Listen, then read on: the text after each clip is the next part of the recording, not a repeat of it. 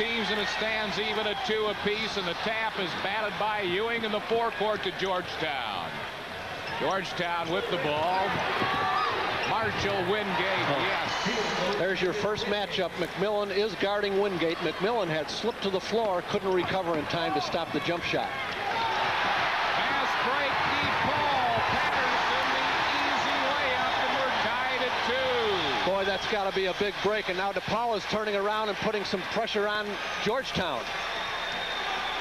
Freddie Brown with the basketball. Patterson on him. Wingate into Ewing. David Wingate driving to the paint. Here's Williams, the freshman, highly touted baseline. No, won't go, gets his own rebound. Back inside. Nope. Rebound offensively pulled out by Georgetown and made by Bill Martin. One of the big keys, Harry, is going to be rebounding. You can't give them 2 and 3 chances. Foul called in the backcourt on Fred Brown. Freddie Brown picks up his first. It'll be DePaul basketball. Now, Georgetown, I won't be able to set it up all the time because of the pace, but Georgetown will play 2 presses. One is a straight man-to-man. The other is a 1-2, 1-1, where they will trap on every pass. Kenny Patterson with the basketball. DePaul ranked 13th this week, and Georgetown number 3. Patterson with Wingate on him. Tyrone Corbin won't go. Rebound snared by Patrick Ewing, and it was a foul called underneath as Patrick had excellent position for the board. The leading personal is 34. Good shot, good form. Let's take a look. You saw the push right there before Patrick Ewing ever came down. A good call. It was called on Kevin Holmes. Brown with the basketball. McMillan hounded him. Williams. Martin and back out to Williams. Embry is guarding Ewing straight up, but they are running another defensive man at Ewing when he gets the ball on the post. Reggie Williams, the freshman, losing the ball out of bounds after he made a move to get by Corbin. Now it'll be DePaul basketball. Georgetown leading 4-2. John Thompson, Georgetown coach. Here's Tyrone Corbin in the forecourt. Now Patterson penetrates. Corbin baseline. Intimidated by Patrick Ewing. McMillan back up, and Ewing pulls down the board. Ewing down quickly for the Hoyas. Wingate feeding back. Nearly stolen by Holmes, but off his fingertips. Georgetown basketball. Hey, one of the things Ray Meyer feels, Harry, is that you've got to go at Ewing and not let him intimidate you, and that's what Holmes did. He thinks they can get him into foul trouble that way instead of stopping to shoot the jumper all the time. Reggie Williams, cross-court Wingate. They try to get it inside to Ewing, and he's hacked again by Holmes, I believe. It'll be his second quick foul. See, DePaul jumped into a zone defense, a 2-3 on the out of bounds, and let's see if they do the same thing. Both teams have been using the man-to-man, but DePaul is zoning now on an out of bounds. Foul was called on Embry, not Holmes, so it's not 2 fouls on Holmes. Wingate. Long jumper from the corner is perfect by Reggie Williams. 6-2 Georgetown. Answering at the other end. Tied up basketball. Alternate possession. It belongs to DePaul. And quickly a substitution for the Georgetown Hoyas. Coming in is Michael Graham, a 6'9", 210-pound freshman out of Washington, D.C. Tyrone Corbin, the jumper. It will not go. Good offensive board by McMillan, and he's fouled by Graham. Foul called on Graham, who just came in for Georgetown, his first. Not an awful lot of contact, and you and I talked, Harry, beforehand to see if they were going to let this thing go, because there will be a lot of bodies, and this game is going to be played above the rim, and I hope they do let them go after one another. There wasn't much contact on that, but a legitimate foul. Michael Graham goes right back out. Martin back in for Georgetown. Patterson, yep. Kenny Patterson has all 4 Blue Demon points. Georgetown by 2, 17:20 to play first half. Martin back out to Wingate. Fred Brown. Simply using a motion offense, a passing offense. Whistle, foul call. It'll be on Jerry first, the team's third. Well, McMillan wasn't very happy about it, but see if he reaches in right here, and I think that's what they called it on. Well, he got him with the body more than anything. I thought he had reached in earlier. Georgetown will use a three-man passing game with a lot of screening and usually a high-low post if they can use it. Reggie Williams in the hole for the freshman. He has 4 points, and Georgetown leads by 4. A steal, Georgetown, David Wingate. They keep it alive, and a foul will be called on Kenny Patterson. Patterson's first, the team's fourth. What the coach was unhappy about was that he thought this player right here had traveled. Now, you can lose that ball, you can fumble it, and you can recover it, but you cannot go back and put it down on the floor again. Then it is a travel, but he did not, and that's what Ray was unhappy about. Tony Jackson and Dallas Comagese come into the DePaul Blue Demons lineup, replacing Kevin Holmes and Jerry McMillan. A zone out of bounds again for DePaul. Patrick Ewing, great feed inside to Bill Martin, and Martin drops it through the hole. See, now it'll be interesting with Comagese in the game to see if DePaul utilizes him, Harry, and brings him outside and try to pull Ewing away from the basket, because Comagese can score from the perimeter. Tony Jackson, also a good scorer, penetrates up and over Ewing. Foul call is going to be on Reggie Williams. Williams commits his first, the team's third. Our welcome to viewers watching on WTTG, Washington, D.C., the Hoya Connection. Well, I told you last year that I thought this young man was going to be a great player. He has great leaping ability. He's instant offense. He really creates it. And what I like about him is he likes the challenge. He got that ball, and he went right to the basket and challenged both Williams and Ewing. Welcome also to our viewers watching on WGN TV here in Chicago, home of the Blue Demons. Jackson drops his first free throw. Jackson has been perfect from the foul line this year, 6 for 6. Averages 12.2 points per game. He's got them both. Georgetown by 4. We have 16 and a half minutes to play first half. Feed inside to Martin, lost the handle, out of bounds. It'll be DePaul basketball. See, after made free throws, DePaul goes into their diamond and one, and that's exactly what they did. Foul called on Reggie Williams, and that will be his second personal foul. The fourth on Georgetown in the half. John Thompson looking on. Enters the lineup replacing Brown. The Hoyas' personal was on 34. Reggie Williams, his second, team's fourth. Reggie Williams checks out, and coming in, Victor Morris for Georgetown. Also in there is their great defender off the bench, Gene Smith, who's been captain the last 2 years. He wears number 22. Here's the 1-2-1-1. They're trapping everywhere now, and they use the big man Ewing to guard the basket. That's a foul called on number 55, Morris, and even though he thought it was a charge, it was a good call because he was in motion. Well, one of the toughest calls in basketball right there. He was angling toward the sideline, and it didn't look like Morris had him straight up, and that's why the call was made. Now Georgetown has shifted into a zone. They're going to try to force DePaul to hit from the perimeter.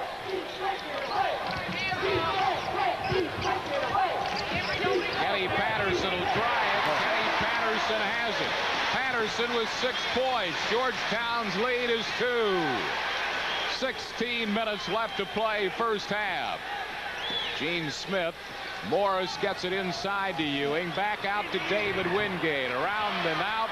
Rebound snared nicely by Morris, and he's fouled from behind by Tony Jackson. Well, you see what happens, Harry. I said that they would double and triple team Patrick Ewing. As soon as that pass is being made into Ewing, the two closest DePaul defenders are running right at him. That's what they call a run-at defense. But what happens is, last year Ewing didn't have enough experience, probably, and tried to force too many things. Now he's popping the ball back out. That time, the DePaul players were trying to react back to the defensive people. The ball went on the board, and they couldn't react for defensive rebounding purposes. So let's keep our eye on that for the rest of the game. Ewing is really an unselfish player. I don't think he's taken a shot so far in this game. At the free throw line is Victor Morris. But I'll tell you the other thing after this free throw. The other thing he's done that he did early in the game, Harry, that's why he's so incredibly intimidating on the defensive end. You can say all you want, but when people know he's there, you have to change the trajectory on your shot. And when you're not used to shooting that way, I don't care who you are, you're intimidated. And DePaul was intimidated on several of their shots. Patrick Ewing is going out of the game. Ralph Dalton is in to replace him, a 6'11" junior from Suitland, Maryland. Missed them both, and the rebound pulled down by Comegys. Comegys pulling down the board for DePaul. Now they're using a 1 with a 2 double stack. 2 people on each side of the free throw line. Tyrone Corbin way off the mark. Rebound picked up, and a fast break down to Morris, and he's clobbered, and he'll be shooting 2. Victor Morris again will be at the line. He'll be shooting a pair. Now, I thought that man double dribbled when he got the rebound, but there's a great pass, and you just knew he wasn't going to get that shot away because Corbin was coming up from behind, probably trying to make the block and the swipe as he went up for it, but he got too much of the body. We said earlier, Harry, if you like pressure defense, if you love transition basketball, and you like a game that's going to be played above the rim, then you ought to sit back and relax because this ought to be a great one for 40 minutes. Victor Morris trying 2 more. Morris missed his first 2. And off the front of the rim. His touch is not there coming into this game. He was 4 for 5 from the foul line, but he's not been close on all 3 attempts. I just looked at the same stat that you did to see what he was shooting, but if we can get a shot of him, you can just see the way he's leaving that ball out of his hand, and it looks like he's got it back on his palm instead of off of the fingertips. Let's take a look. Michael Graham checks back in for Georgetown. Got that one. He has 1 out of 4, and the Hoyas have an 11-8 lead. With the score, Georgetown 11, DePaul 8. Let's pause for these messages. The broadcast cablecast rights to this game are granted by DePaul University to Metro Communications Incorporated. Any rebroadcast or other use of this game without written consent is prohibited. The announcers on this telecast have been selected by Metro Communications Incorporated in consultation with DePaul University. Georgetown a 3-point lead. DePaul will have the basketball, and the Hoyas will pick them up 94 feet as usual. That's that man's philosophy. John Thompson, his 12th year as head coach at Georgetown. He's 233 wins and 101 losses. That, I believe, is going to be an offensive foul on Kenny Patterson. Now, there's a great call, and I'll tell you why, because there's 2 factors here. When a player has the ball, the defensive player does not have to give that player any room. If you do not have the ball, then time and distance are the 2 factors. He had the ball, and he ran right into the defensive player. Georgetown getting a little full court pressure of their own, not quite as tough, really, as the one employed by Georgetown, but nonetheless pesky. Blocking foul going to be called on Patrick Ewing underneath. Patrick Ewing picks up his first foul. Team foul number 6 for the Hoyas. Now they're right back into the 94-foot pressure, Harry. There's your team fouls. DePaul 7 and Georgetown 6, but they're right back into the full now. See, they're trapping all over the place, but the great thing is that they have Patrick Ewing playing goaltender so they can take all the chances they want. Ewing just stays back in the second half of the court, and he is dominating inside. Georgetown just jumped right back into the zone defense. They're going to force them to hit from the perimeter. They don't want them to set up in that double stack because that's where DePaul can hurt you with their rebounding and their second and third efforts. Kenny Patterson over Ewing. No. Rebound pulled down by Morris for Georgetown. Down quickly to Ewing. Off his fingertips, and a great save by Jackson for DePaul. Jackson, baseline jumper, yes. 11-10, Georgetown by 1. That young man loves to play under pressure. When he gets turned on, he is instant offense. His best game last year against Georgetown, a 20-point effort. Patrick Ewing inside. Ran right at him. Patterson did. Now Morris, rebound. pulled down by Georgetown. Georgetown really crashing the offensive board, and that has hurt DePaul. Well, both teams are crashing the boards. That's a strength of both of them, and it's just going to boil down to, as we said, Harry, it's going to boil down to rebounding. It's going to boil down to probably the perimeter shooting, and then it's going to boil down to execution, because this is going to be a 40-minute game, and both of these teams, especially with the pace the way it is, transition and up-tempo basketball, you have to be able to handle the ball, and turnovers will be critical. Victor Morris will be shooting 1 and 1, and he cans that one, so he'll get the bonus. He is 2 for 5 from the free throw line tonight, averages 3.2 per game. See, you'll notice a strange thing. Patrick Ewing is playing all the way in the backcourt here. He is not even up there, and Dalton wasn't when he was in, because that's the back man in their press, and they'd rather be ready for the press than they would worry about a second effort on a free throw. Victor Morris makes both of them. And Georgetown leading 13-10 as Reggie Williams, the super freshman, checks back in for the Hoyas. 1-2-1-1, ready to trap on the ball. There's the trap right there. Now, that's the way to do it, just to get rid of it right back to the man that threw it in bounds. Kenny Patterson with Broadnax on him. Broadnax in now for Georgetown, number 32, Horace Broadnax. They're going to keep the pressure on Patterson with Smith, with Broadnax, with Wingate. West in now also for DePaul, number 33. He is a freshman. West being hawked by Williams, now Patterson. Turnaround jumper is partially blocked, but a foul called on Ewing, and that is his second. Patrick Ewing picking up number 2. Well, John Thompson isn't very happy, but I don't think there's any question about it. But if you watch up at the top, now watch, there it is right on the wrist. Now, if he would have gotten that ball and had the hand when the hand was on the ball, that's part of the ball, and that's not a foul, but he got him on the wrist right below it. That's not a bad call. Dallas Comagese will be at the line.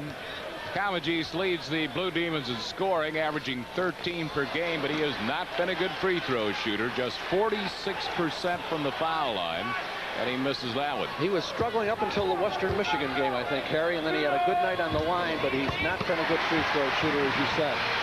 Comagese gets his first, and Georgetown leads by 2, and DePaul a steal. DePaul back with the basketball on offense. West baseline, he's going to be called for traveling. Lawrence West, the freshman from San Diego, California, called for a travel violation, and Georgetown will inbound in the backcourt. Now we got full man court pressure by DePaul. Almost a backcourt, good. He held up and handed it, Graham did, right back to Williams. They thought he was going to throw it backcourt. Broadnax, good outside shooter, not that time. Ewing had position, and Embry over the top. Foul on Marty Embry. Embry's second personal foul, and Patrick Ewing will come to the line. Ewing had great position. Watch Embry. He knows he's in trouble. He's got to go right over his back. Now, right there, you're going to see the contact, and there's no way that Embry, he may have been better off trying to come around and get inside of Ewing and then try to steal when he came down with the ball, but that's hindsight on my part. But Broadnax is in, and he's instant offense, the same as Wingate. They are the shooters offensively, along with Patrick Ewing and Williams. Patrick Ewing, consensus All-American, 6 for 9 from the free throw line this year. Missed, but an offensive board by Brown. Back inside, 2 for Georgetown. Reggie Williams now with 6 points. And Georgetown up by 4. Now you got to set it up, get your balance. They're playing that 2-3 zone again, and they're just, you got to look for the creases and take your time. There's a good shot right there. That'll be a foul called on Fred Brown. Oh no, he called a travel, Harry. Called a travel. Wait till Ray Meyer doesn't realize it yet. Watch this. Look at Ray. Look at Ray. Look at Ray. Ray Meyer is beside himself, and a traveling violation has been called on the trip, and Meyer can't believe it.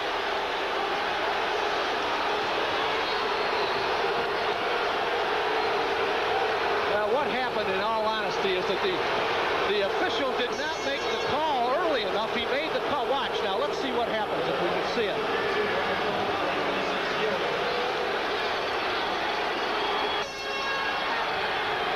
Oh. Well, it was inadvertent, certainly. It was not an intentional trip by any means. I'll tell you that, and I have to say he lost the ball when he hit the floor, which doesn't mean he traveled it, but maybe he thought that he was still trying to dribble the ball as he went to the floor.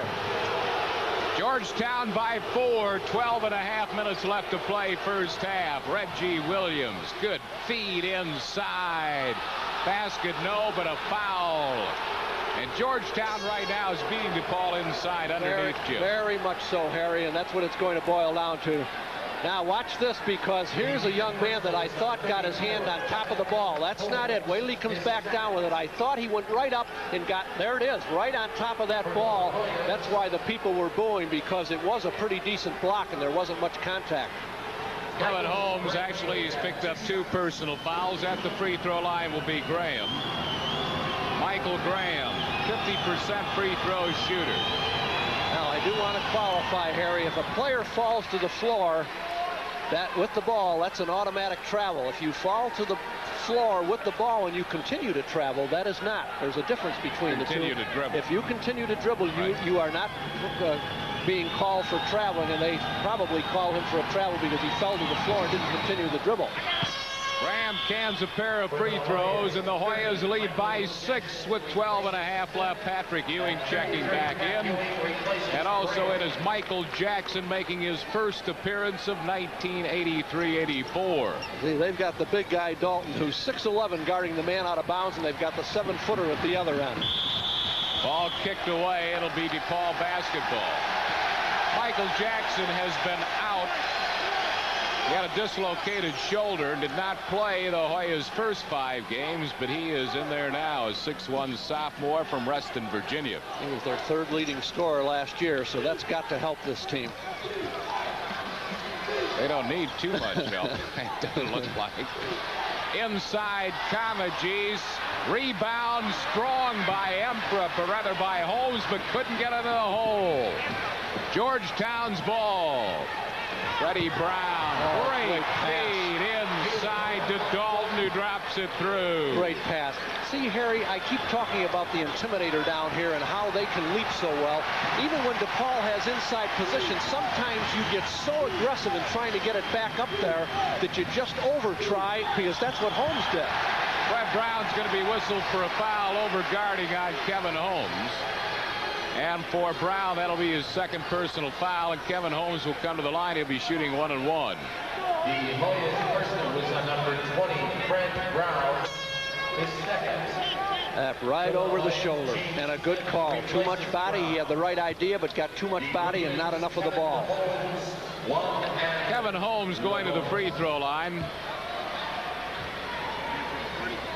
Holmes is a 69% free throw shooter. He's averaging 12 7/10 points per game. Would you say that's a pretty good-looking lineup that Georgetown has in, with Dalton at 6'11" and Ewing at 7 feet? Tyrone Corbin high in the air. That's going to be a goaltend on Patrick Ewing. Corbin high in the air to get the board, and a goaltend on Ewing. Give Corbin the basket. It's 1913 Georgetown, and we'll be back with more NCAA basketball after these messages. Join us on most of these stations next Saturday when another tough Big East team travels west. The Syracuse Orangemen take on the Marquette Warriors Saturday, December 17th. Stay with us all season as Metro Sports brings you the excitement and tradition of great independent basketball. DePaul in a 1-2-1-1, which is their diamond, and they're going to trap now. Reggie Williams gets it across court to the big man, Patrick Ewing, but he loses the handle, and Kenny Patterson comes up with it for the Blue Demons. 1913 Georgetown. Tony Jackson being hawked by Reggie Williams, who nearly got the steal, but Jackson is clever in there, and he's fouled by Dalton. Dalton picking up his first, and Tony Jackson will go to the line shooting 2. This is a great move. Now, I said before that he creates offense. He loves to challenge people and penetrate. He took that Dalton right off of his feet, waited. I said before he loves to hang in the air, and that's what he did long enough to still be able to get the ball up on the glass, hoping to go in and get a 3-pointer. It didn't go in, but he got fouled in the act of shooting. Tony Jackson's career high 22 against Georgetown last year. That's the first free throw he's missed all year. He was 7 for 7 going into that one. Georgetown won that game last year at Landover, 71-65. Missed them both, and Williams snares the rebound. The Hoyas with the ball in a 6-point lead. Fans want it traveling, didn't get it. Gene Smith setting up the offense for Georgetown. Now, I thought they were going to set up a double post with both Dalton and Ewing in the game, but they're still running their passing game, flashing Dalton and Ewing up inside. There they are. Has Ewing taken a shot yet? I'm not sure. I don't think he has. He's got that great jump hook, but he hasn't taken one. Tony Jackson pulling down the rebound for DePaul. Kenny Patterson. Comegys, no. Rebound snared by Dalton. Down court to Ewing. Ewing, oh, what a Kenny Patterson, and lays it in for his first points of the night. I want to tell you, there's a young man that is 7 feet tall, and that was a move of a 6-foot guard. Now, that's spectacular. That was graceful. That really was. They're still jumping into their 1-3-1 half-court zone. Now it's over the back, and that's a bad foul. Dalton's going to get the foul. Ralph Dalton, that'll be his second personal foul. It'll send Kevin Holmes to the line for DePaul.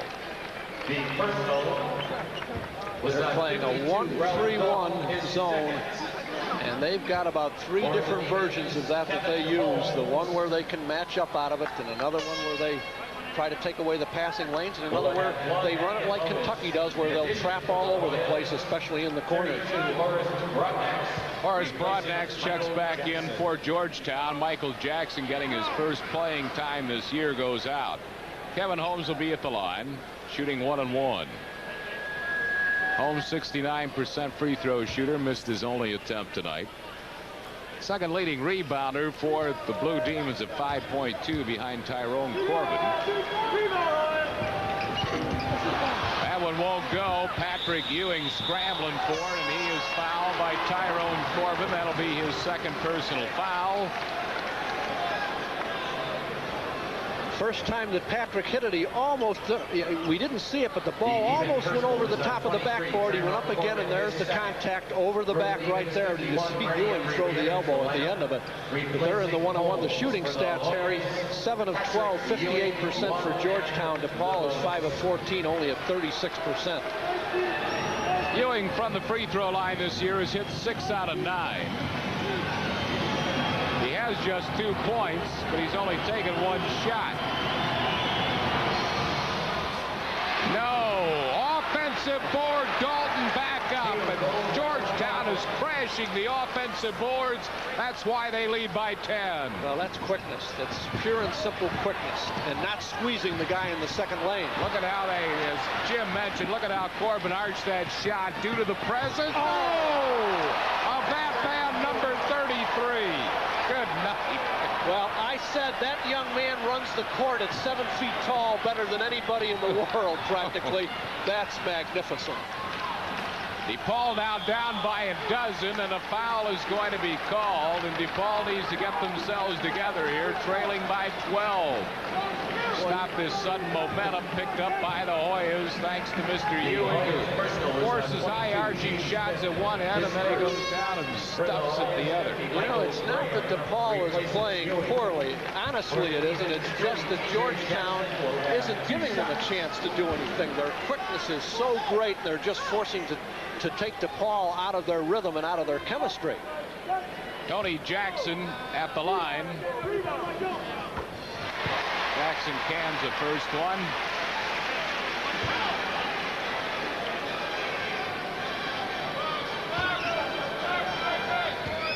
And Jackson will get one more. He has 5 points.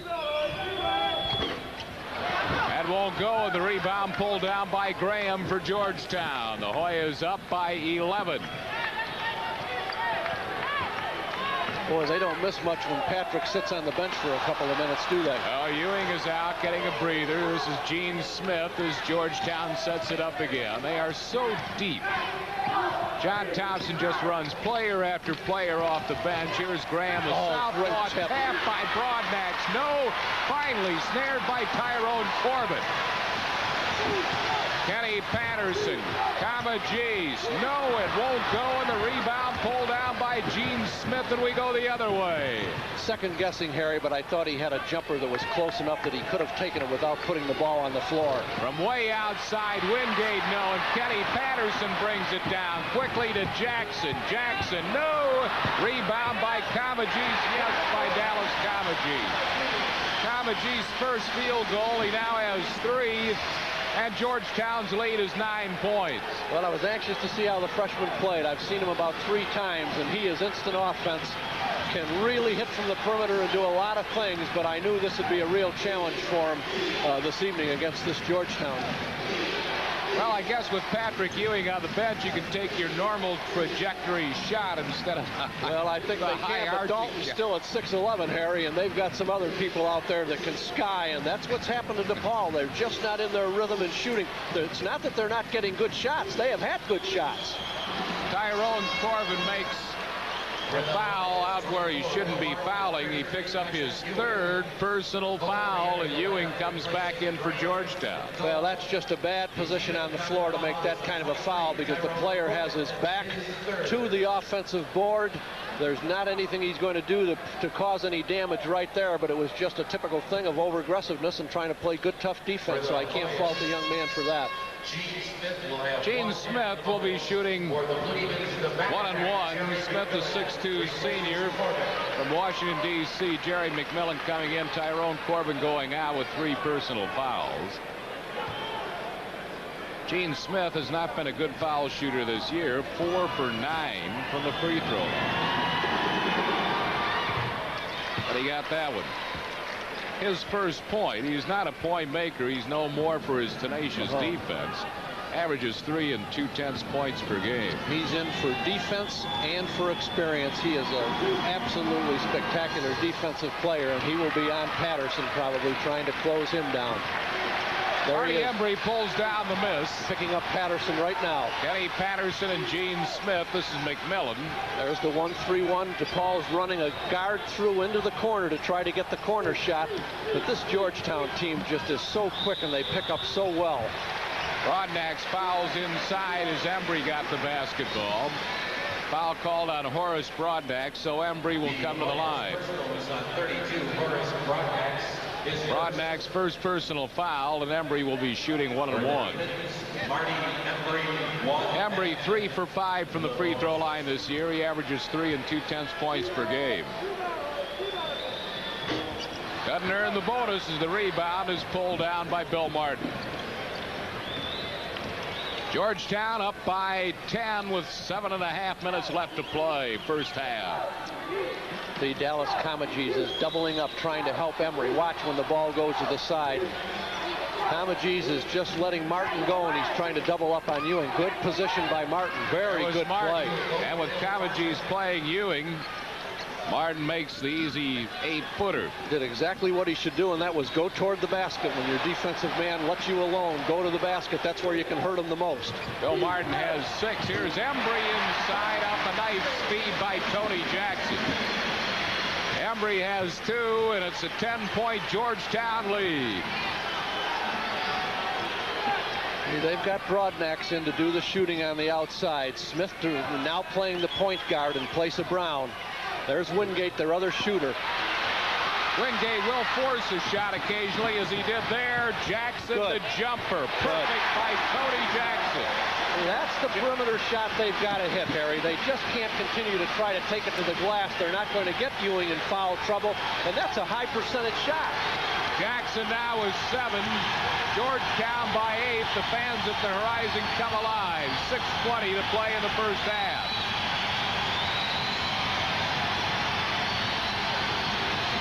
Patrick Ewing in a high post. Gene Smith. Martin partially blocked and pulled down by McMillan, but he's stripped of the ball by Gene Smith. Boy, that's a big turnaround right there. That could be a 4-pointer. DePaul had the ball, had a chance to close the gap. If Georgetown scores now, it's a 10-point lead. Gene Smith, feed inside, whistle, foul called on Embry. Embry's third personal foul. Now take a look again. I don't like to be critical, but watch and see if he has his hand on top of the ball, because I swore he did. Watch Embry, don't watch anything else. See if he gets right on top of the ball, right there. Boy, that's not bad defense, right, Harry? It looked pretty good to me by Embry, but he picks up his third foul, and Bill Martin will go to the line. He will be shooting 2. May have been good defense, but he still has 3 fouls. He still has 3 fouls. Martin is a junior out of Washington McKinley Tech. Averaged 10.6 points per game last year, and this year he's averaging 9.4 points per game. He has 7 tonight. Patrick is back at the other end now, because as soon as they make this, they'll probably go into their full court pressure again, the 1-2-1-1. Misses it, but an offensive board again by Georgetown. Williams, no pull down by McMillan. Harry, that's got to be about the 4th one of those they've gotten. They have really dominated the offensive boards. Stolen by Patrick Ewing. Now Fred Brown in control. Georgetown by 9. 5.5 to play first half. David Wingate inside Patrick Ewing. Yes, the turnaround jump shot by Ewing. Ewing has 6 points. I think he's about 3 for 3 from the field. Triple teamed, and he took that jump hooker that he has that's so great. Tony Jackson trying to feed inside. It goes out of bounds, and it'll be Georgetown ball. See, Tony took the baseline, Harry. A bad place to be. 5:08 left to play. First half is Georgetown 31, DePaul 20, and let's pause for these messages. Now DePaul is extending the diamond again. Nice steal. They get the steal, but a reject by Williams. He's going to be blown for a foul, but that might be another case where he had the ball. He went high in the air for the reject, but Reggie Williams is going to get his 3rd personal foul. Right into their diamond press, Harry, and that's an aggressive trapping press that you want to get the ball before it reaches half court. The UCLA 2-2-1, other presses, they aren't geared to do that kind of thing, but in that trapping diamonds, you want to get that ball before it gets to half court, and they did a good job on it. Kevin Holmes scores his first point. He'll get the bonus. DePaul down by 10 with 5:06 to play in the first half. Will not go. Rebound battled for, out of bounds, and it's off the hand of Bill Martin. It'll be DePaul basketball. And a good call. It bounced off of 2 Georgetown players, and that's a very good call. McMillan to inbound. Back out to Kenny Patterson, who was set up the Blue Demon offense. Well, they jumped into the 1-3-1 half court again. See the good movement of the zone. You got to move that ball as quickly as you can. Don't stand around. Try to. Flipped away with the quick hands of David Wingate, and a slam dunk by Wingate. Yeah, there's a difference between standing in a 1-3-1 zone, Harry, just to occupy space. But when you've got people who are quick as they are and you get that moving, you're going to get steal. There's another one. Another steal by David Wingate coming the other way. This is Jackson. Jackson cross court. Martin tried to feed inside to Ewing, but it went off the basket and out of bounds. It'll be DePaul ball. Coming back in, Tyrone Corbin for DePaul. Dalton checks back in. Ralph Dalton for Georgetown. One of the things Thompson says, he expects Ewing to be better this year because he thought his people would be able to feed him better, because it's hard for young people to throw penetrating passes. That was a perfect example. 12-point Georgetown lead.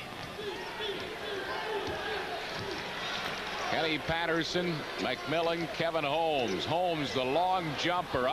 Tyrone Corbin, offensive board. Patrick Ewing, pound the ball. Pound the shot. Man, that was an absolutely marvelous defensive play. Spectacular. Kenny Patterson is fouled, and the foul is going to be called on Michael Jackson. Jackson's first. How about when you not only reject a shot, you pound it? God, I want to tell you something. For something to be goaltending, watch this now. He goes back up. The ball is on its way up. That's a great call because three things have to be necessary. It has to be above the ring, it has to be in its downward flight, and it has to have a chance to be good in order for it to be goaltending. And that was as great a move as I've ever seen. I trust Pretty you, hard I to trust palm. you liked it. Pretty hard to palm a reject. Wow. That is awesome. That was awesome. Kenny Patterson will get one more. He gets 1 out of 2. It's 33-22 Georgetown, and we'll have more NCAA basketball from the Rosemont Horizon after these messages.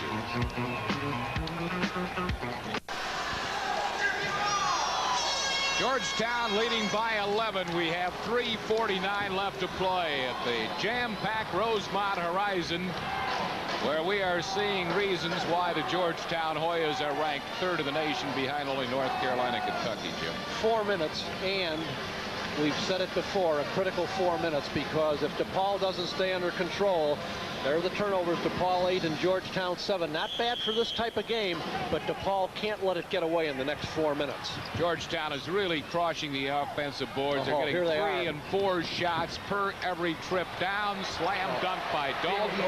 Great teamwork. Ralph Dalton was 6. Well, I want to tell you, that's a great pass. A great pass because he stayed right in the middle and waited for the 2 players on the wings to come up and laid it right in. Tyrone Corbin has it flicked away and out of bounds. It'll be DePaul ball. Well, we have seen evidence also why the 7-foot Patrick Ewing is called by many the most dominant player in the game. He's not going to get 30 points a game, but he's going to do so many things to win games. It's amazing. What's so unbelievable is he just keeps running them in and out, and he didn't even have a shot, as you said, for about the first 8 minutes. Dalton the steal, re-stolen by McMillan. Tyrone Corbin. Now there's what you call a 1-3-1 zone. Kamaji stolen by Brown to Jackson. Jackson will take the shot. Yes, by Michael Jackson. He's missed the first 5 games. He was a great player last year, their 3rd leading scorer, and they still go 5-0, and they lead now by 15. Dalton at 6'11" is playing the top of the 1-3-1 zone, and Ewing at 7 feet is playing the runner in the back. Kamaji's. Dallas Kamaji's now has 5 points. DePaul down by 13 with 2.5 minutes to play first half. I really think this will be a great experience for Kamaji's. I think he tried to do too much and got frustrated early. Great defensive play by Holmes. He prevented the pass inside to Ewing and flips it out to Patterson. Patterson off the foot of Wingate. It'll be DePaul ball, and Tony Jackson comes back in for DePaul. McMillan coming out. For John Thompson checking back in is Michael Graham. See, one of the things you can see Dallas Kamaji's, Harry, he's got his hands on his hips. One of the things he needs is strength. They're worried about that, and I think he's just getting himself tired running up and down the floor at this pace. I've been watching him, and I think the young man is tired. Kenny Patterson, Tony Jackson. See, they're coming right out on the wingman and trapping that wingman as soon as he gets that pass, and that's the trap out of the 1-3-1. Kevin Holmes had it flicked out of his hand. Patrick Ewing is taking a breather right now. So you can take your normal trajectory outside shots like that one by Tony Jackson. Jackson is a good scorer, and Jackson has 9 points to lead DePaul. The Blue Demons down by 11. Patterson some pressure. This is Wingate. Good ball movement by Georgetown. I think they're going to sit a little right now and take a little time off the clock and see if they can get a good one inside. Nice, great move. Great move by Graham. He was fouled by Kevin Holmes. Boy, watch this great move, because he felt the pressure on one side, and watch the great move that he makes back the other way. Now watch this. Now he changed hands and shot the ball the other way. Boy, that's great. Great move by the youngster. Michael Graham, a 6'9" freshman from Washington, D.C. Swingern High School. He's strictly a power player, and another young man along with Williams that they're expecting great things from. Good inside player. He's a left-hand shooter, and he makes that one perfect, and he's 3 for 3 from the free throw line tonight. He'll get one more, and the Hoyas lead by 12. Minute 28 to play in the first half. Not that time with the rebound, pulled down nicely by Comegys. Kenny Patterson, McMillan, Tony Jackson. Patterson penetrating. McMillan right back out to Patterson. Tony Jackson. Comegys shot. Yes, by Dallas Comegys. Yeah, he's doing a better job, and against a 1-3-1 zone, Harry, that's one of the spots that you want to attack, right down there along the baseline. Some people think it's the worst shot in basketball, but in a 1-3-1 defense, you've got to get it there. Comegys has 7, the freshman from Philadelphia Roman Catholic. Looks like John Thompson's going to have his team wind down for 1, try to go out at halftime with a 12-point lead. They lead by 10.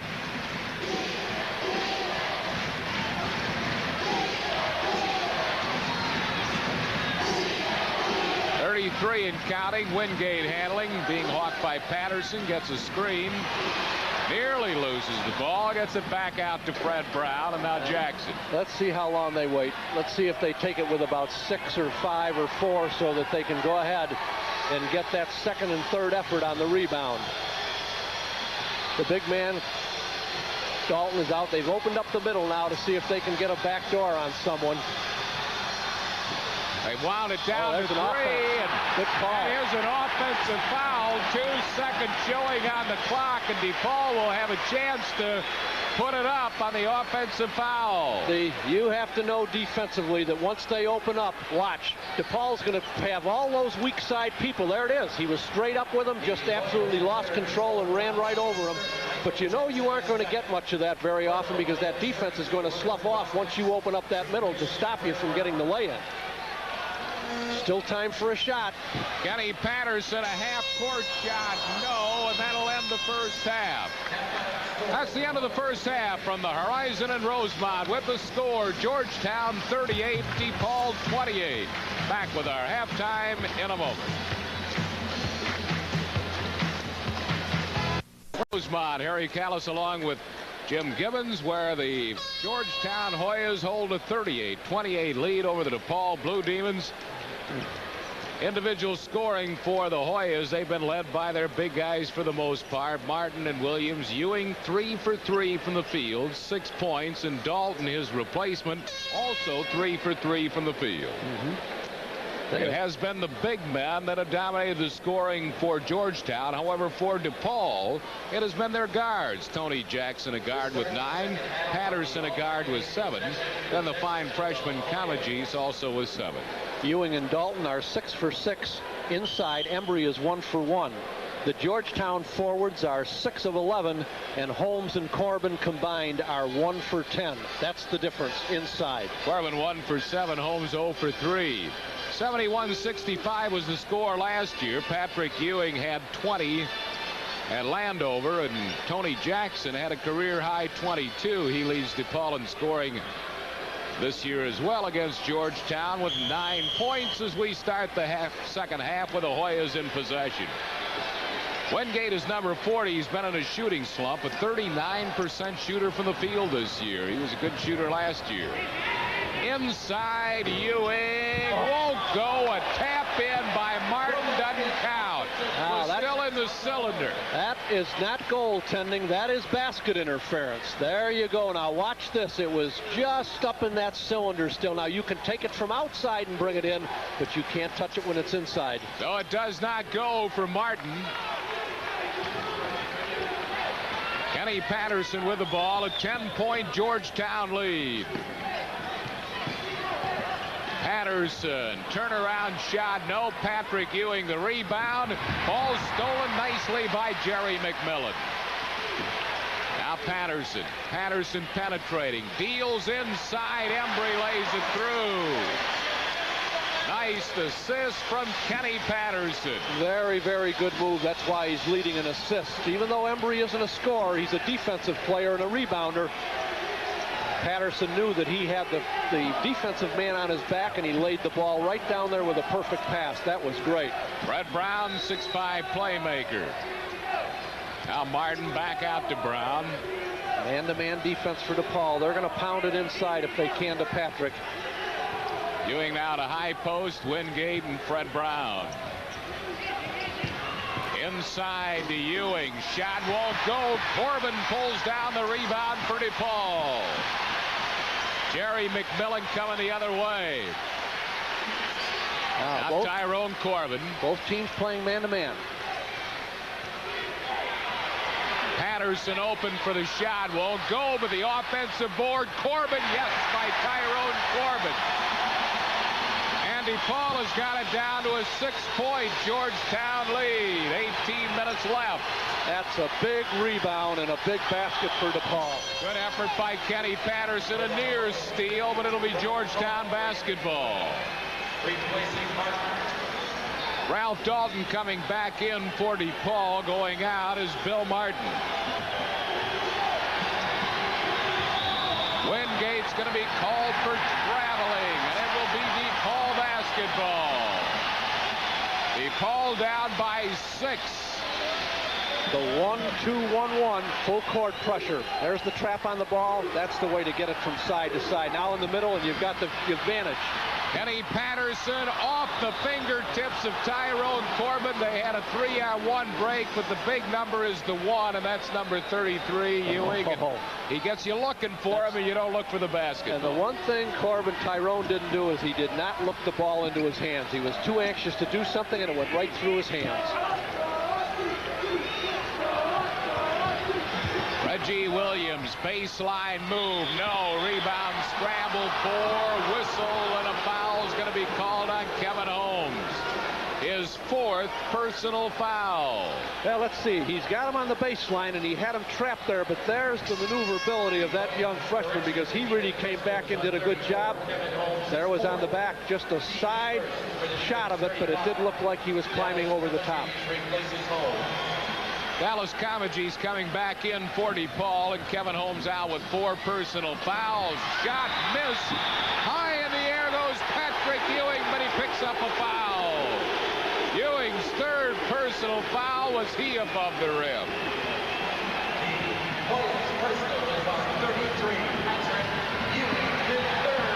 Third foul on Ewing. It'll be DePaul ball. The Blue Demons down by 6, 17.5 minutes to play.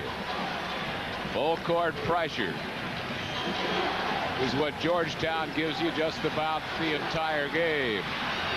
DePaul has beaten the pressure, but then has not been able to get good shots off at the other end. See, the one thing they're not doing, Harry, is they're not passing the ball into Patterson to get it in his hands first, because that's when Georgetown puts the trap on you. They're getting it to Patterson right in the middle, and once they break that initial pressure, they've got the 3-on-1 or 3-on-2 break, and that's where Patterson's handling the ball. McMillan, yes, by Jerry McMillan, the left-hander, his first point. DePaul has scored all the points in the second half so far, and Georgetown's John Thompson watch timeout. The Rosemont horizon has come alive.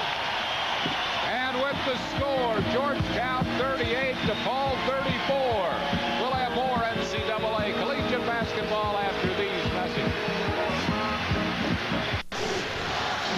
Back of the horizon, the fans on their feet. DePaul has scored all 6 points in the second half, now down by just 4 to Georgetown. I'm going to remind you of something you said before the game, Harry. DePaul seemed very tight, and I agreed with you. They seem much more relaxed and playing much, much better right now. Georgetown into Ewing. It's rejected by Comegys, but it's also a foul on Dallas Comegys, who thought he had all ball. Well, we'll take a look at it and see if he got the wrist. He skied with the big guy. Well, I really can't tell from that angle, but I assume that he got him on the elbow or the wrist. If he did, it was a light tap and a pretty good defensive play to give Patrick Ewing something which he has been giving opponents throughout his career, a reject. The other thing that DePaul has done is that they are now hitting from the perimeter, and that's important for them. They didn't do that in the first half, because now that they have, that tends to extend the defense, and that'll give them a little more room to penetrate if they have to. Patrick Ewing will be shooting 2, and he has the first one. He has 7 points. Didn't miss from the field in the first half. He was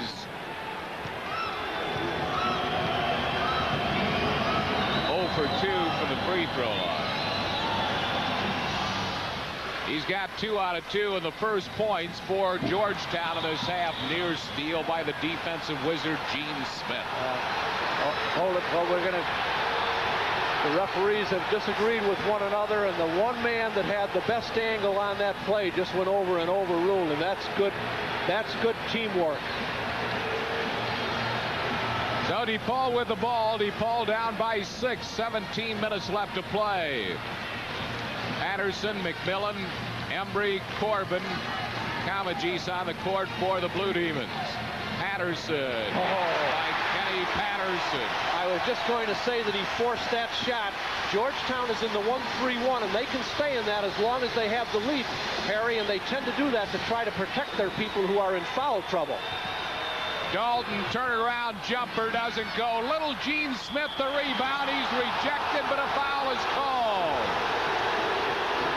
Gene Smith, the rebound, but a foul called. He was rejected and a foul. Now, a couple of plays that I called earlier tonight, I talked about a player being on top of the ball, but watch the body. Now, there's a big difference between that call and the other calls. He was on top of the ball, but he was hammering somebody with the body down below, and that's what a lot of people don't look at. That's a good call. Gene Smith has been the captain of this team the last 2 years. Not a big scorer. He comes off the bench and plays outstanding defense. Not known as a good free throw shooter, but he's 2 for 3 tonight. He was only 4 for 9 coming into the game tonight. And he puts Georgetown up by 5. He'll get one more. Well, DePaul was down last year by 17 points in the second half and made a run at it, and they're doing the same thing here tonight.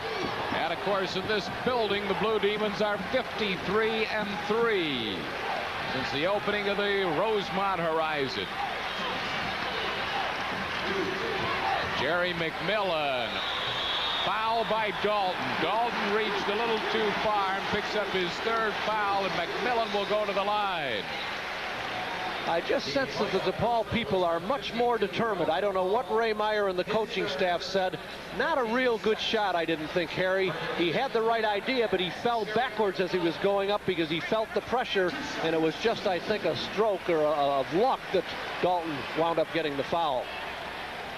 Jerry McMillan will go to the line. He is 8 for 8 from the free throw line. As quickly Fred Brown and Michael Graham check back in the rotating player system of John Thompson. I mean, he does rotate. McMillan shooting a pair. Not many people on that bench going to say they didn't get any playing time. Misses that one. Jerry is 3rd-degree black belt in karate.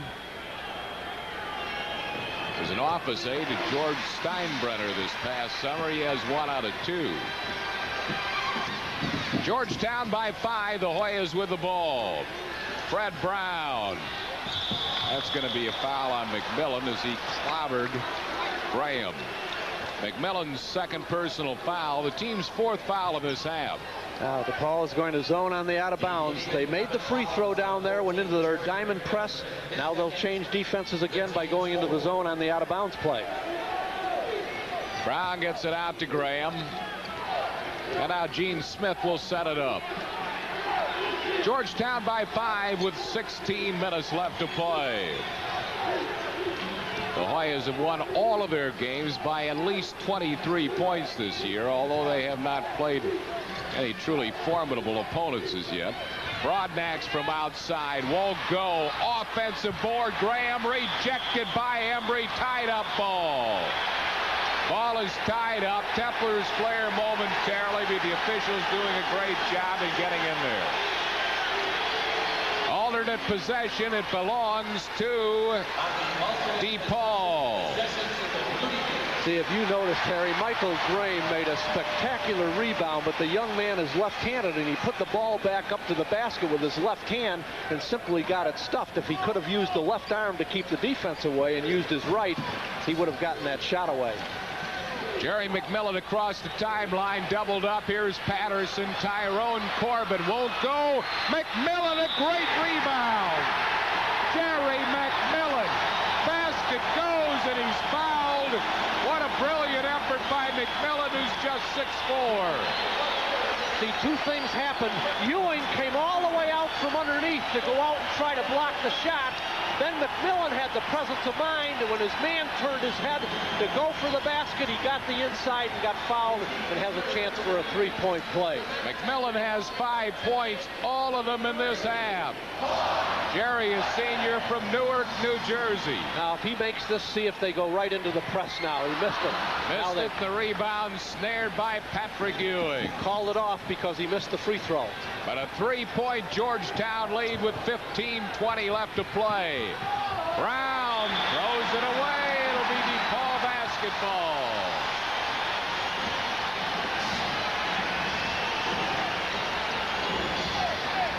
Full court pressure again by Georgetown. Man-to-man. Tyrone Corbin over the timeline in some trouble. It's a bad place, Harry, to pick up your dribble. He got over the timeline, which a lot of people do, and they stop their dribble. Patterson trying to get some movement offensively. McMillan in and out. Follow up. Yes. Basket goes, and a foul is called. Now, let's see if the basket's going to be good, Harry. Let's see. They haven't called yet. No basket. Watch, he's going to call a push-off before the shot was taken, and that's a correct call. Ooh. Now, honestly, I didn't see the replay. Are you saying it was a bad call, Harry? I thought he put it in the air. I thought before he pushed up before he okay, if he off. did, yeah, then the basket should count. If he pushes and then shoot, if it was in the air before he was pushed, then that basket should count. Georgetown with the ball and a 3-point lead. 14:40 left to play. They get it inside to Patrick Ewing. Oh, what a tip by Graham. Michael Graham, an unbelievable tap, and Georgetown leads by 5. I was just going to say, Harry, that they've got to start pushing that ball into that big man. Comagese no, but Embry the board, a whistle. Foul called on Fred Brown, his third. The amazing thing is to watch now the change in the two halves, because in the first half, DePaul didn't get any offensive boards at all, and almost every shot that they've missed so far, good camera work, the foul was there. They have really been storming the offensive boards, and that's what's brought them back into the game. Fred Brown leaves the game. Coming back in is David Wingate. McMillan, he's been hot this half. An air ball that time, but off the hand of Wingate and out of bounds, and DePaul keeps possession. Georgetown by 5 with 14-18 as Tony Jackson checks back in for the Blue Demons. Going out is Tyrone Corbin.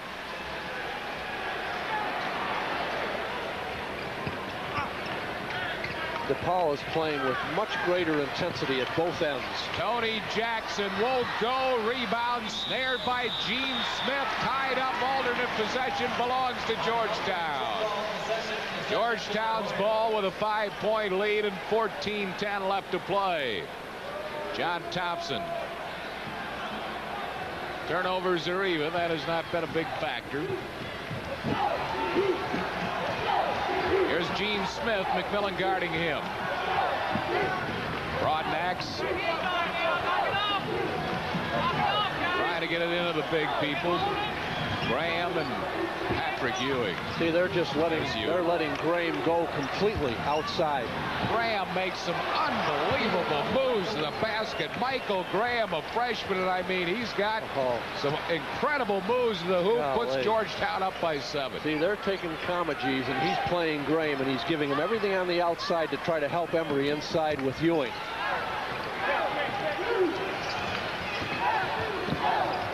Patterson right around Ewing. Banks it nicely, does Kenny Patterson. Patterson now with 11 points. Great one-on-one move. Great. Georgetown used the jump shift, and it didn't work. 5-point Hoya lead. 13:10 left. Here's Graham. What a factor he has been. Rebound tipped out, but stolen nicely by Broadnax, and Georgetown keeps possession. John Thompson off the bench telling his Hoyas what he wants, and they spread it out. Now let's see what they're doing. They're going to let Broadnax shoot from outside. No, and Embry pulls down the rebound. Well, I'm not sure that's what he wanted. Patterson rejected by Ewing. Broadnax all the way inside. No fights for the rebound. It's loose on the court. Patrick Ewing gets it back out. And Georgetown still has the ball, and a whistle and a foul has been called. Well, I'm not sure right now. One thing that did happen, Harry, the Georgetown player was out of bounds when he jumped back in to gain possession of the ball. Now, let's take a look.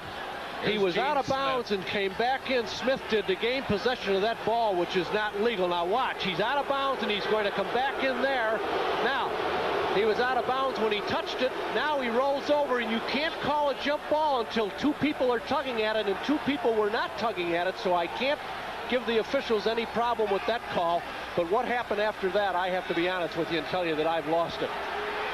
Well, what happened was there was a little kicking and flailing going on, and the official decided to halt proceedings and settle it down a little bit.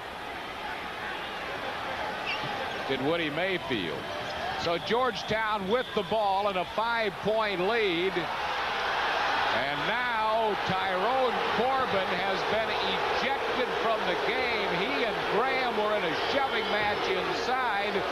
And I think Tyrone Corbin has been ejected from the game. Well, that's a flagrant technical foul right now, which is going to cost him the 2 free throws and the ball out of bounds to Georgetown. I just hate to see this happen because this has been really a great, great basketball game. And I didn't see, in all honesty, what had happened. I didn't see it inside either. I know that the freshman Michael Graham plays with a great deal of enthusiasm for Georgetown, and he can do some shoving inside along with the other big men. And that is evidently is what happened. Is David Wingate will shoot the technical. Now, that's not a flagrant technical, Harry, but he didn't kick him out of the game, because if it were a flagrant technical, that would be a 2-shot technical. He only shot the one. It's a player technical and not a bench technical, but Georgetown does have the ball out of bounds. So the Hoyas with the ball in a 5-point lead with 12:20 left to play.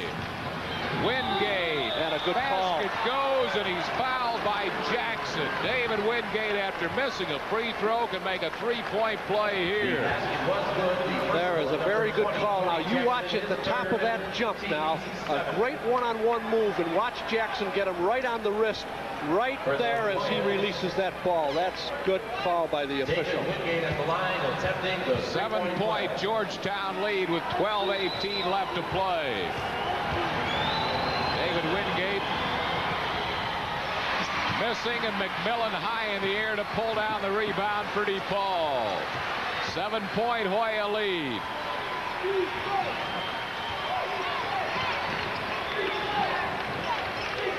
See, Jackson is guarding Patterson. Tony Jackson, no, what a follow-up by Jerry McMillan. McMillan is keeping DePaul in this game here in the second half. He has 7, all of them in this half. There's a foul called on Wingate. David Wingate is going to be called for a personal foul away from the ball, his first, the team's 4th. 11:50 left to play. It's Georgetown 48, DePaul 43, and let's pause for these messages. They're 5th, and DePaul with the ball and trailing by 5. Thanks to some fine play by number 14, Jerry McMillan, for the Blue Demons here in the second half. The intensity has really picked up. They're starting to call it closer because the inside people are really pounding away at one another. McMillan's feed could not be handled by Embry, and Georgetown with the ball in the forecourt. Feed inside. Ewing, great feed to Dalton. Dalton in and out, and the rebound snared by Embry. Great pass by the big man. They double up on him, and he put it right back out to Dalton as soon as it hit his hands. Patterson rejected as McMillan by Patrick Ewing. It'll be DePaul basketball. Patrick Ewing, I don't think he's taken more than 5 shots tonight, but what a dominant force he is in a basketball game. McMillan not that time. Rebound snared by David Wingate. Hey, McMillan is doing a lot of good things. He's not only hitting from outside, Harry, but he's sneaking inside and posting up and going to that board an awful lot with an even matchup, and they're letting him play inside with the people that are guarding him defensively. Foul called on Wingate, trying to move for position, and Wingate is blown for a foul inside. His second of the half. Well, John Thompson wasn't happy, and the only thing that I could read him saying was make sure you call it the same way at both ends, because that's what I said. The intensity has picked up, and the big people underneath are doing a lot of pushing and shoving, and they're starting to call it much closer, and free throw shooting is going to become critical before this is all over. Ray Myers sends Kevin Holmes back in for DePaul. Reggie Williams checks back in for John Thompson. Broadnax goes out. Holmes comes to help out. Got the ball into the hands of McMillan. McMillan double teamed at midcourt. Here's Kenny Patterson. Tyrone Corbin passes up the shot. McMillan won't. Ball high off the rim. What a battle inside for it. Pulled down by Freddie Brown. Brett Brown to Williams. Georgetown by 5. Inside, Patrick Ewing, a couple of moves, back up and in. I really do think they have to start pounding the ball in, Harry, because they just haven't gotten into their offense. DePaul has played much more aggressive defense this half, and Georgetown just hasn't gotten into its offense. Patrick Ewing with 10 points. A 7-point Georgetown lead. Tyrone Corbin, yes, by Corbin. Corbin now has 6 points, the lead 5 for Georgetown with 9:45 left to play. Here's Patrick Ewing. Wingate will force one up. Nope. Rebound though by Dalton. He's fouled. Dalton and Patrick Ewing had everybody blocked out. Good offensive board and a foul call. See, Ewing came out, put the pick on. He had the DePaul man to his back. He then rolled to the basket. Dalton then came in from the high post and came down into perfect position and got hammered. When they put so much defensive pressure on you, Harry, when they've got Dalton and Ewing in there, that they're going to get more and more DePaul's big people into foul trouble. They already have right now. Kevin Holmes is just fouled out. He leaves the game having scored 1 point. So Holmes out of the game. Marty Embry, who had checked out, will come back in. David Wingate goes out. Coming in for Georgetown is Victor Morris, a 6'9" sophomore. So up front now they have 7 foot 6'11", 6'9", 6'7", and Fred Brown's the short one of the lineup at 6'5". Dalton will get one more.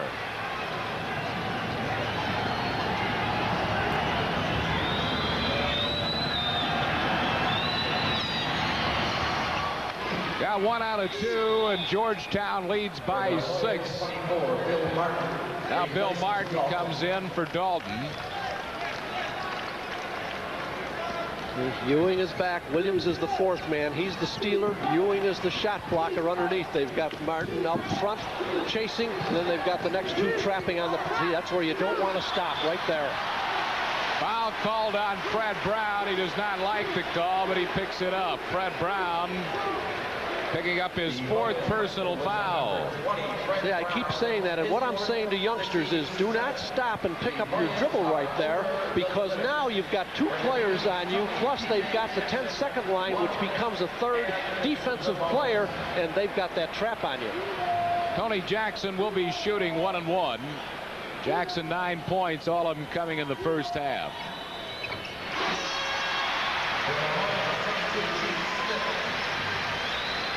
Jackson will get one more as Gene Smith comes back in for Georgetown. Coming out is Fred Brown.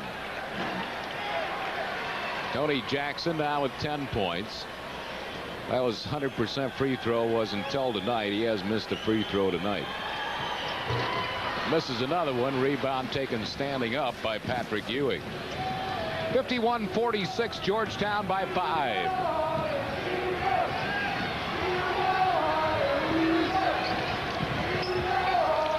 Feeding inside, tipped away, but a foul is going to be called. It's going to be called on Dallas. Now, if you get a shot, you'll see Comegys. He was falling way back in. He wasn't even guarding Ewing, but he was the second man on the pass in, and then he tried to climb Ewing's back, and that's what happened.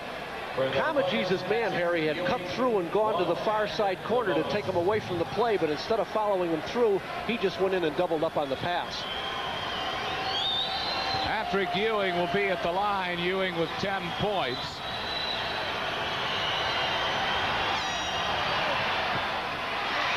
Rebound offensively pulled down by Reggie Williams. Here's Williams, 34. What a feed inside to Martin, who blows the layup. A whistle and a foul is going to be called inside on Embry. Embry picking up his fourth as once again Georgetown reasserts on the offensive board. The amazing thing is DePaul was missing all of these shots in the first half, and Georgetown has missed a number of these. There's the over the back by Embry right there. Williams at least had the presence of mind after missing the shot to go back up for a second effort. Some people get so discouraged that they don't put themselves in a position to rebound, but he didn't.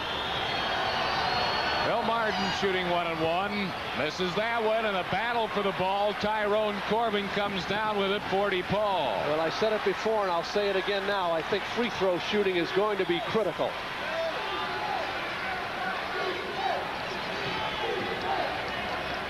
Ball tipped, but picked up by Jackson. Jackson is fouled. Jackson will be shooting 2. Foul on Reggie Williams. That is Williams' 4th personal foul. Watch the young man hang. He's double teamed right here. Look at the hang time. He really almost came down into the defensive player right there, but he got away with it. Tony Jackson at the line. Jackson will be shooting a pair.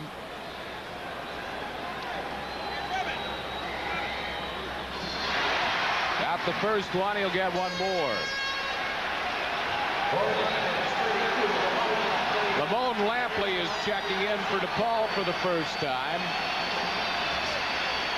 Lamone is a 6'11" sophomore from Chicago, and he's checking in to give Embry a rest. That's exactly what he's going to do. He is a fine defensive player and a fine shot blocker, and has really been coming on strong and can give you 4 or 5 minutes of good basketball, so that's not a bad change. Doesn't get the roll, and Patrick Ewing pulls down the rebound. A 4-point Georgetown lead, 8.5 minutes left to play. Wingate is rejected by Lamone Lampley. Oh. John Thompson wants a goaltend. He's not going to get it. Now let's watch. Don't watch anything. See if it's on its downward flight and if it's above the ring. Oh, I think it might have been going up, didn't you? Huh? Awfully close. Pretty close, Awfully but I'll give him close. that one. There's a legitimate reject by Lamone Lampley. That's what they wanted. Kenny Patterson with the basketball. Big possession. A big possession right here. They can cut it to 2 with a field goal. Lampley way short. Ball picked up by Wingate. Wingate, Gene Smith, and now Georgetown will slow it down with a 4-point lead and 8 minutes to play. That's a shot they'd want back, Harry, because Lampley Lamone just came into the game, and they probably would rather have put the ball in the hands of somebody else that's been out there a while and has got the hot hand. They're spreading it out. Ewing. Back out to Gene Smith. Billy Martin.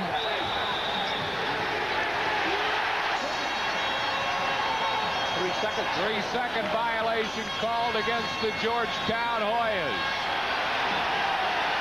And with the score, Georgetown 51, DePaul 47. Let's pause for these messages. Georgetown by 4. DePaul with the basketball. Michael Graham, number 50, checking back in for John Thompson. Going out is Bill Martin.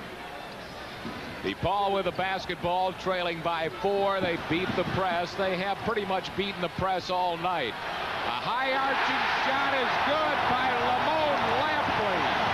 DePaul is within 2 with 7:23 left to play. Get it inside to the big man, and the big man travels with the basketball. A traveling violation on Patrick Ewing. It will be DePaul basketball.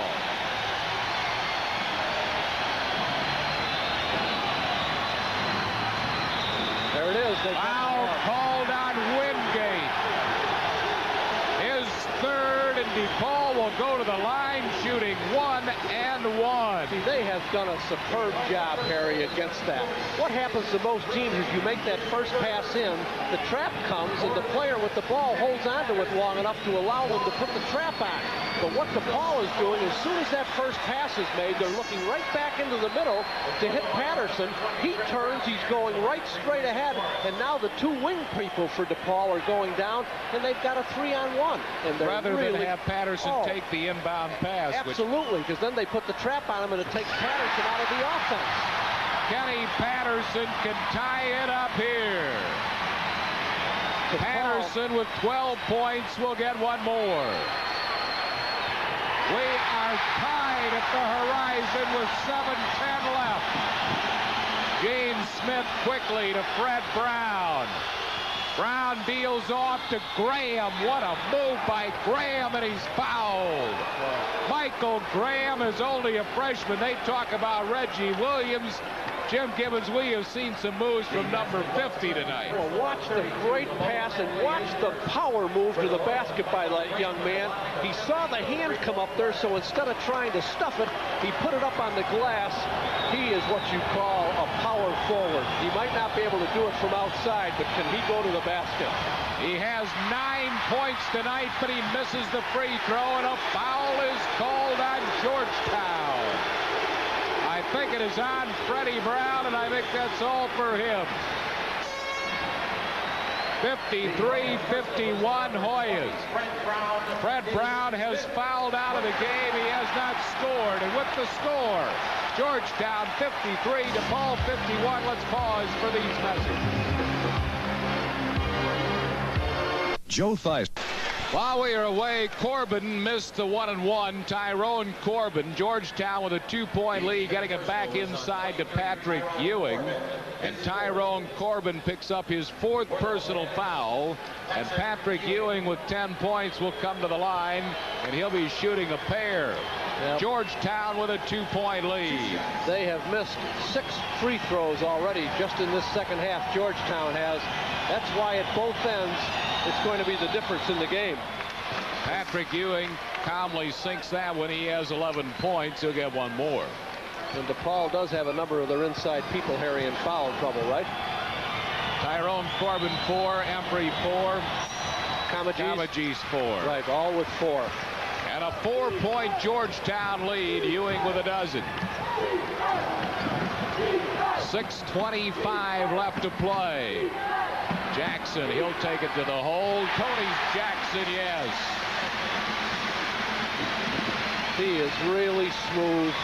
I love to watch him hang in the air, and he never loses control of that jumper. Jackson leading DePaul in scoring with 13. 2-point Georgetown lead. The big man inside. It's going to be a goaltend on Kamagis. Give Ewing the basket, a goaltend on Kamagis. Well, not much question here. The big man backed him right in. Watch. On its downward flight, bang. 57-53 Georgetown with 5:55 left. Good save by Jackson after he nearly was stripped. Now Jackson with the basketball. That's the quick hands of that Gene Smith. Oh, great. Lamone Lamp, or rather Kamagis, is rejected by Patrick Ewing. Boy, he went after that ball and almost got it in time to save it and get it back in. That's a pretty good move. This is a big possession for DePaul right here. Take your time, set it up, don't get a bad shot away. Kamajis, what a great fake on Ewing. Kamajis now with 9 points, and he gets the Blue Demons within 2. Boy, that's got Ewing going up. That's as good a move as you're going to see anyone make, let alone a freshman. Wingate, number 40 for Georgetown. The Hoyas by 2. They led by 10 at the half. Wingate forces a shot, doesn't go. Rebound, Kamajis. Jackson nearly mishandles, but gets it out to Patterson.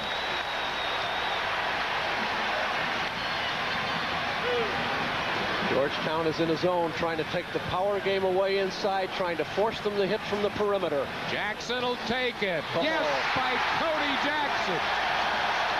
And we're tied again at the horizon with 4:45 left to play. Well, see, they got what they needed earlier when McMillan got the hot hand, and now Jackson is on fire, and they ought to just put that ball in his hands most every time. Jackson has 15.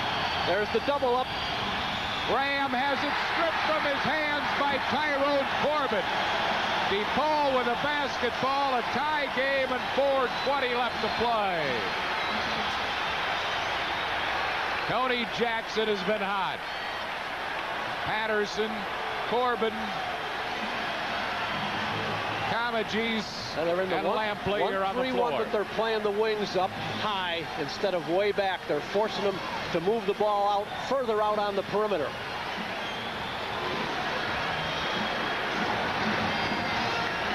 It almost looks like a 2-1-2, Harry, but I think it's the 1-3-1 that they use a lot. They're just taking the wingmen and bringing the wingmen up power, but it looks like a 2-1-2 with Patrick in the middle. Tony Jackson, number 20 with 15. Patterson fires, yes, by Kenny Patterson. He has 15. And DePaul leads for the first time. 59-57. 3:20 to play. I'll tell you, with everybody in foul trouble on DePaul, nice block. Great block. Wingate rejected, gets it back out to Gene Smith.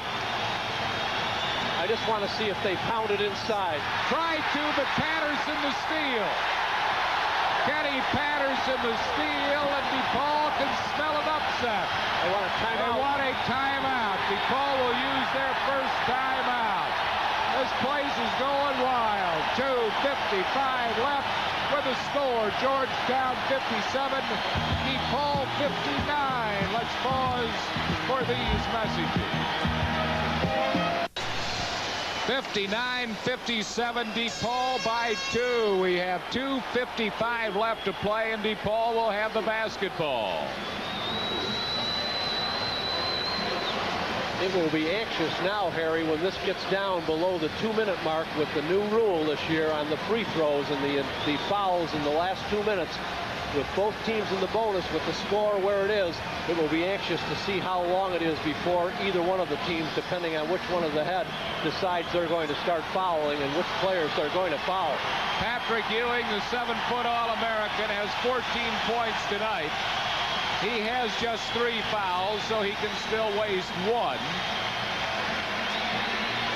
But DePaul leads by 2 after trailing almost the entire game and trailing by 10 at halftime. Set up in the I formation so they can break 4 people, and they put it in the hands of the right man, Patterson. Kenny Patterson has really matured this year. He has taken over the leadership role for the Blue Demons. He's stripped of the ball by Smith, but a foul in the process by Gene Smith. Now, the interesting thing about this, Harry, is if he would have waited about 1 more second, watch, he almost had a 5-second count on Patterson because he had that ball at least 4 seconds, but he reached in, got him with the body, and he's going for the 1-and-1. Patterson with 15 points, tied with Tony Jackson for DePaul's high.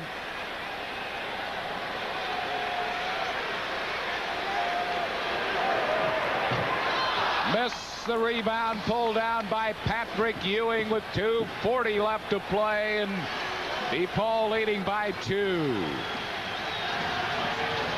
Gene Smith with the basketball. Here's Wingate. See if they double up on Ewing. Ewing's moving outside, but when he gets back in, just watch and see which player's leaving somebody alone to help him on the double up.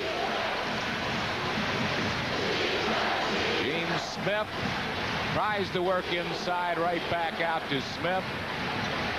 Smith, Broadnax, Ewing, Graham, Wingate are on the court for John Thompson. Boy, I think they've just got to pound that ball inside because Comagese has got 4 fouls. Loose ball picked up by Lamone Lampley, and it'll be DePaul basketball with less than 2 minutes to play. All fouls now be 2-shot fouls and a time called by DePaul. They use their second timeout. They have one more. In TV games, you're only allowed 3 timeouts. 2 timeouts remaining for John Thompson and the Georgetown Hoyas. DePaul University Athletic Director Ed Mineta, head basketball coach Ray Meyer, SID Ray Stallone, with assistants Kelly Sullivan. The executive producer of Great Independent Basketball, Leonard Klampus. Today's game's been produced by Paul Carlson, directed by Gary Clem. Coordinating producer Marcia Turner, associate producer Skip Desjardins. Production facilities supplied by Cruise Unlimited, Crestwood, Kentucky. Clarion Remote Television, Evanston, Illinois.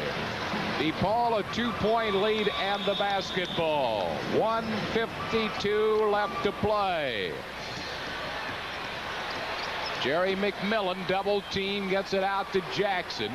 McMillan, Jackson, Patterson. Comagese, steal by Wingate, and the dunk. No, he laid it in. We're tied. Hey, that's the one player they didn't want to put the ball in his hands, and he got himself trapped too far from another offensive player.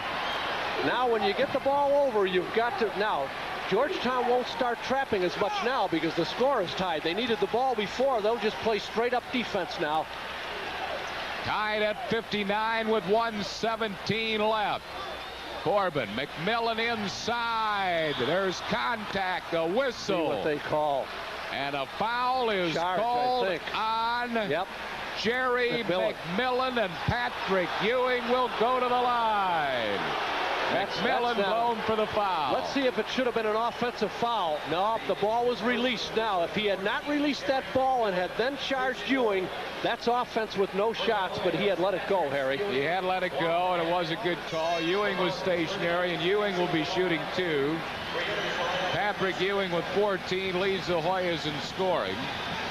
David Wingate with 8. Michael Graham off the bench with 9. Tied at 59. Well, we talked about free throws, and here it is. 1:11 left to play. Ewing puts Georgetown up by 1. He'll get one more, and he has 15 points. Let's see if he makes this one, what kind of a press Georgetown goes into. They'll probably put some pressure up, but it would just be some tentative, easy pressure because you don't want to get beat on a 3-on-1 or a 3-on-2. Patrick Ewing has put the Hoyas in front by 2 with 1:07 left to play. 61-59, they trap at midcourt. DePaul with the ball. Lampley back out to Tony Jackson. Now, they'll sit back in the zone and force them to take the perimeter shot, which is what they want them to do. There's the man that wants to get it. That's good double up on Jackson. Inside, Lamone Lampley. No, what a follow by Comagese. Comagese has tied the game. He has 11. Timeout. Georgetown calls timeout with 35 seconds remaining. The freshman, Dallas Comagese, with a tip in to tie it again. It's all about right now, Harry. Both of these coaches have to prepare for several things. Georgetown, what kind of a shot, whether it's going to be a lay-in or a high percentage shot, who's going to take it if it's a last-second shot, at what point, how many clicks on the clock are you going to take that shot? You've got to let them know how many timeouts out of bounds. If the count gets to 4, before it does, you've got to get that timeout. You got to tell them about making sure the passing lanes are open and don't run into a trap. There are so many things. Then you also have to tell your people, if you make it or miss it, what kind of a defense you're going to fall back into. And now DePaul at the other end, they've got to find out what kind of a defense, whether they're going to go to a zone, into a man-to-man defense, how long they're going to wait to do what they want to do. There's Meyer coming up to the 10-second line right now. sometimes coaches will come out and see what kind of a defense now Georgetown may see what kind, but now with the new timeout restrictions, they probably won't waste a timeout to do something like that, but it has been done. Reggie Williams will inbound for Georgetown. He is back in the lineup.